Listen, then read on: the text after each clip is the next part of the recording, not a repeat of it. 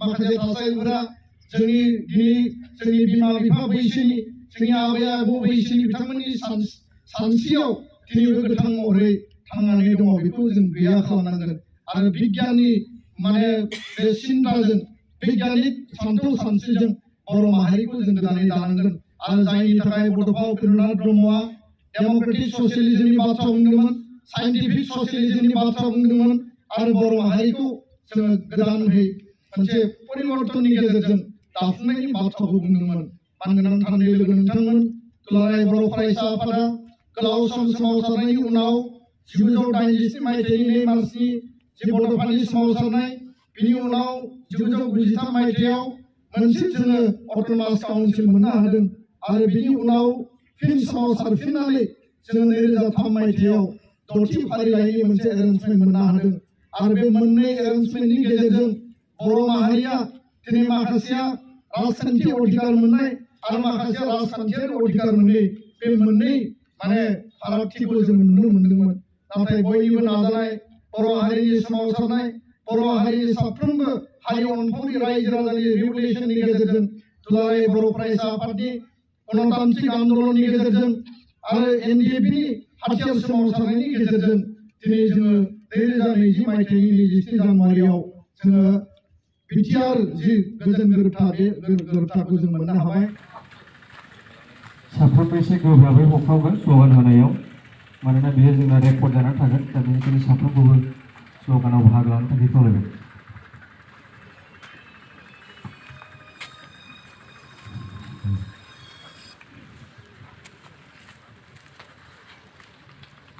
दुलाराय फरायसा आफाद थांनानै थाथों दुलाराय बर' फरायसा आफाद थांनानै थाथों बुहुमनि बर'फोर खौसे जा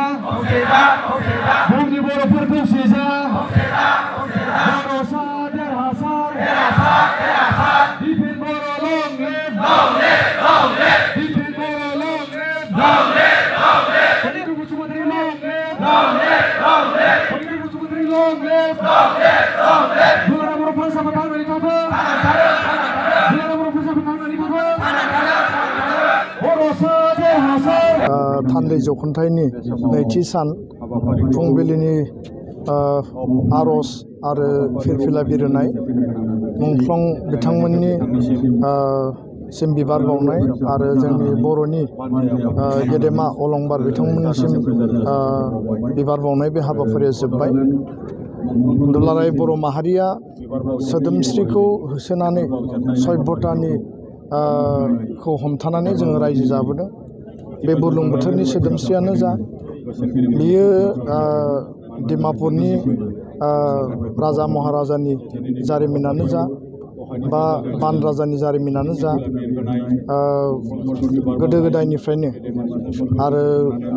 बुहुमनि गुबुन गुबुन माने जारिमिनाव बर' हारिया गोग्गायै आरो राफोदै थांना थानायनि नजिर जोङो नुनो मोनदों आरो बेखौनो हमथानानै बर'आ जे फिसा हारि नङा बर'आ मोनसे ग्रेट नेशनेलिटी नंगौ जोङो इन्डियान नेशनेलिटीखौ जोङो फोथायो आरो बिनि सभरेनिटीखौ जोङो मान होनानै भारतनि सुबुं हिसाबै माहारि हिसाबै जों रायजो जाबोदों नाथाय बर'आ गावनो हारि हिसाबै ग्रेट नेशनेलिटीखौ हमथानानै जों हाबा मावबोदों आरो बेखायनो जोङो फिसा हारि हिसाबै उन्दै हारि हिसाबै मालाबाबो थांना थानो लुबैया जोङो खर' दैखांनानै गावनि आथिङाव गसंनानै जोङो थांना थानो लुबैयो आरो बेखायनो जोंनि आइडेन्टिटिनि थाखाय जोंनो जे मोनसे राजनैतिक क्षमता नांगौमोन जोंनो जे मोनसे राजनैतिक अधिकार नांगौ बेखौ लानानै 1987 मायथाइनिफ्राय बड'फानि दैदेननायाव आलादा रायजोनि सोमावसारनाया सोलिबोदों बेनि उनाव हाथियारनि सोमावसारनाय जादों एबसुनि दैदेननायावनो गणतान्त्रिक मास पिपोलनि मास रिभलिउसन जादों आरो खेबसे खेबनै खेबथाम जोङो बिएसि बिटिसि बिटिआर गोरोबथा जों मोनफैबाय आरो बे दुलाराय बर' माहारिनि बे मोनसे गिदिर मोनसे भेटि बे मोनसे सम्पद आरो दुलाराय बर' फरायसा आफादा बे सम्पदखौ बर' माहारिनि थांना थानायनि थाखाय जोङो आरजिनो हाबाय सोरजिनो हाबाय आरो बेखौनो बिथा खालामनानै इयुनाव बर' हारिनि ग्रेटार एसपिरेसन बर' हारिनि जि एक्सपेक्टेसन दङ कमिउनिटिनि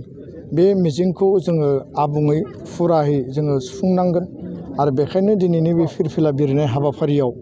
दुलाराय बर' फरायसा आफादनि साफ्रोमबो थान्दै नोजोरबारि आरो मावथि बिथांमोना समायखिरा लादों जे जोङो बर' हारिनि थाखाय मावगोन बर' हारिनि थाखाय जोङो थांना थागोन आरो बर' हारिनि बर' हारिखौ गेरेमसा माहारि दानायनि जे मोन्थोर बे मोन्थोराव हाबा मावलांनायाव दुलाराय बर' फरायसा आफादखौ मदद होनो थाखाय आं खावलायबाय। नैबे थासारिया दानि थासारिया बे थासारिया सानसेयावनो जायाखै।